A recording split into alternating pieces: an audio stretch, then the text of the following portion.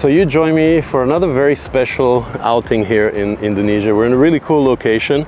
Again, we're still in the Pik area, so really new kind of neighborhood built on reclaimed land, and they've gone crazy with the whole themed buildings around here.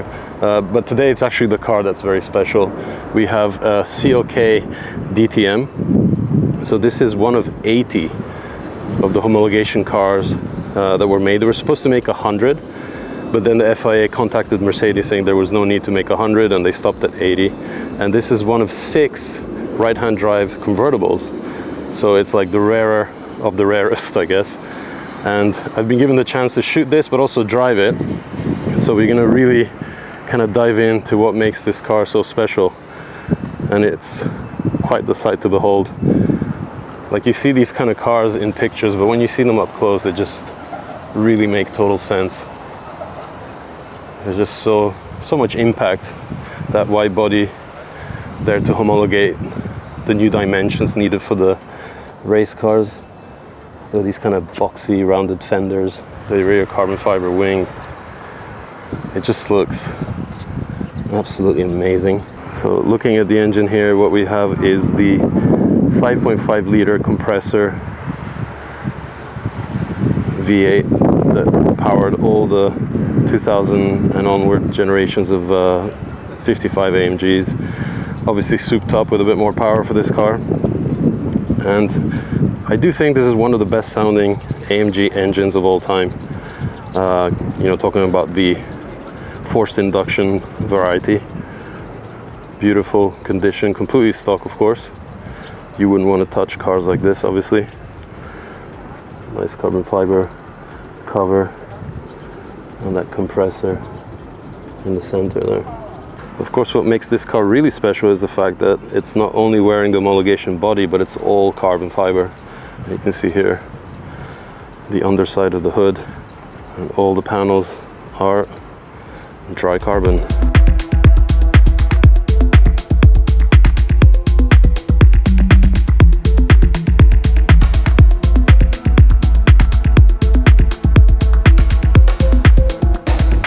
Take a look at the wheels, big 6-spot AMG calipers there. Now you have to remember this car is from 2006, so you know, for that kind of vintage, that's a serious braking setup. But AMG always did never kind of skip out on the whole braking packages, always fitting really big, powerful brake setups. Carbon fiber rear wing. I doubt this was for homologation reasons. Of course, the race cars had massive things, but that doesn't need to be homologated for the street. Obviously, that's a race car addition that's always going to be there.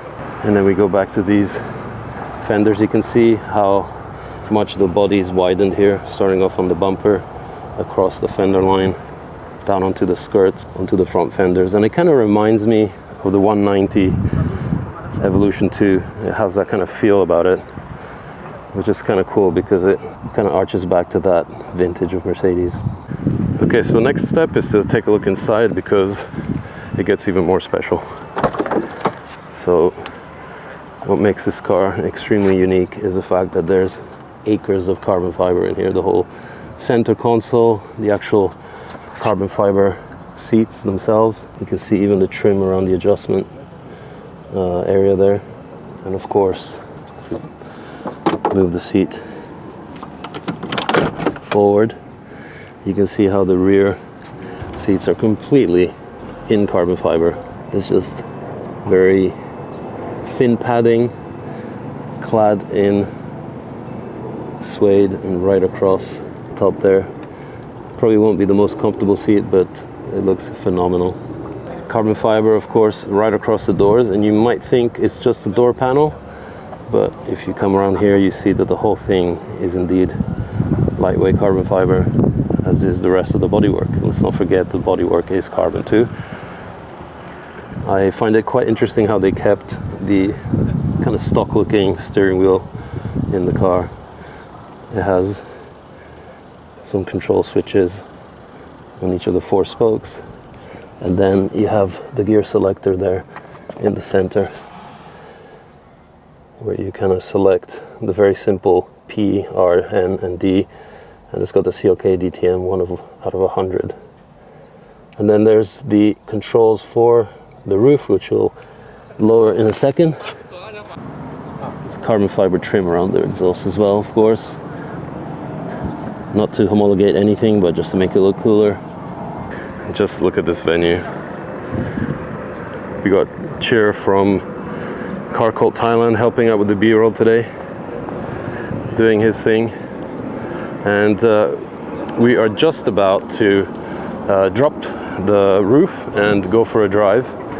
Hopefully I won't get too sunburnt, but you know, you can't really pass up an opportunity to put the roof down on a CLK DTM convertible. So we'll do that and get more action out on the street, because I really want to get behind the wheel again and just you know, feel that power and just indulge in the moment, because you know, you don't get opportunities like this often.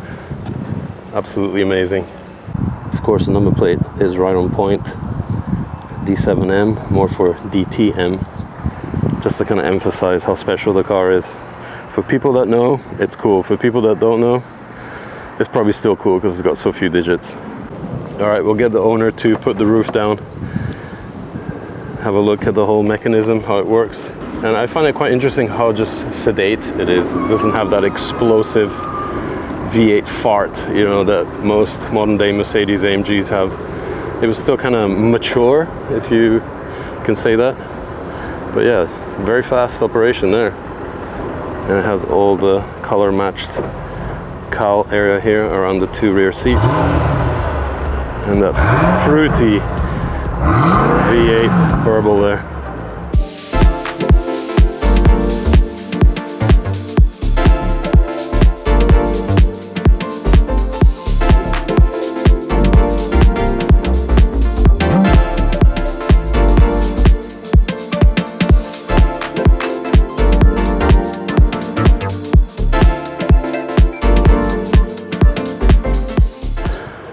Yeah, we gotta do a quick walk around with the roof off.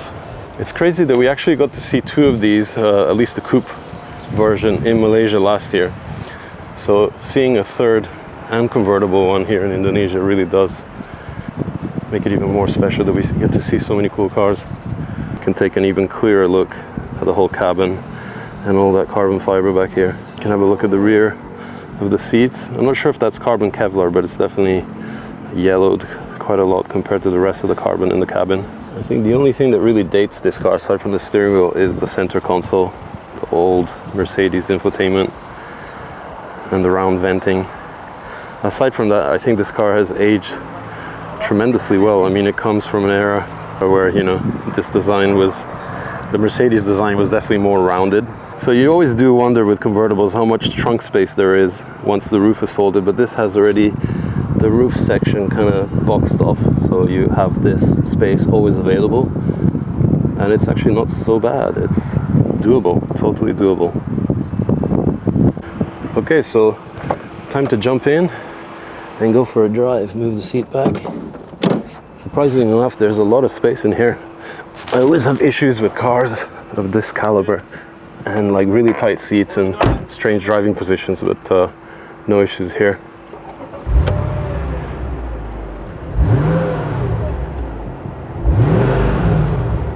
So here we are in the CLK DTM convertible. I think I may be crazy because I'm actually planning to drive this with the top down. It must be 35 degrees, insane humidity. I'm completely wet from sweat, and I'm just gonna ride with it because you don't get an opportunity like this often. When you have a CLK DTM convertible, you gotta put the top down. So let's head out. We're gonna go find a nice road and do a bit of driving.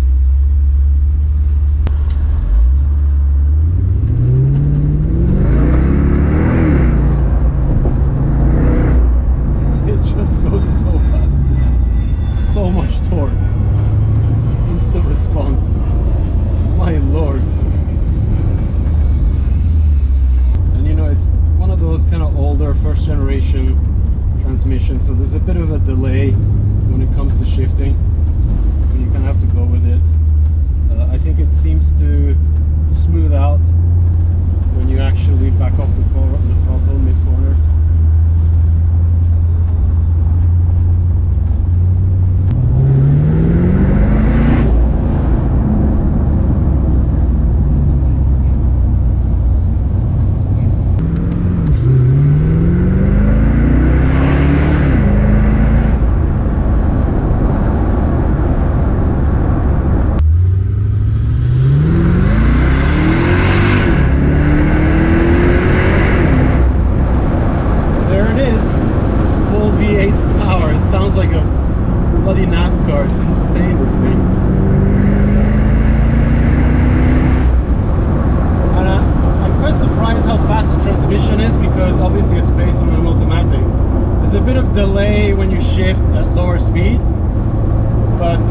speeds up when you're going, you know, you're full on it.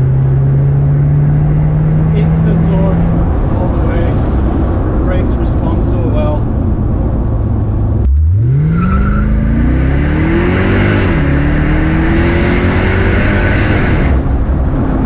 That sounds brutal.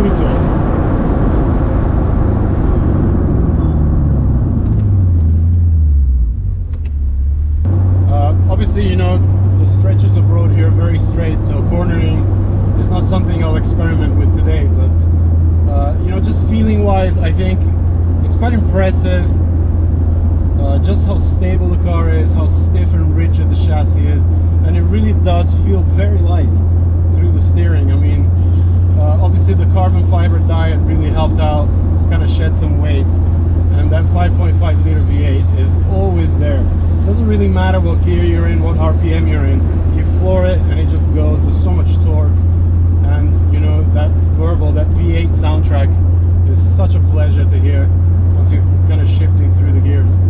So we'll just keep doing more of that.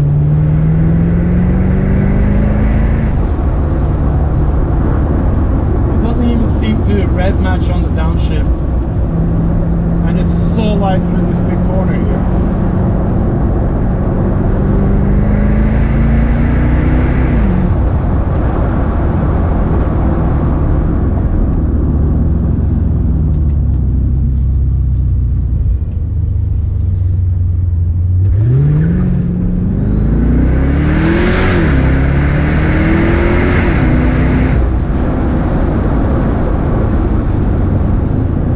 Man, what a car. I was just really impressed by the fact that, you know, it is a convertible, but then again, it's so lightweight, like, and very stiff. Usually convertibles are like the heavier kind of counterpart to the coupes, but I don't know, they just did a really good job with this car. I'm kind of hoping that most owners that are lucky enough to kind of have these cars, they really take them out and push them, because they are really sublime to drive. Even though they still have that automatic that kind of slows pace, but who cares? It's all about the experience, and today was definitely one of those days. Okay, so that really does end one of the most intense driving experiences I've had in a while.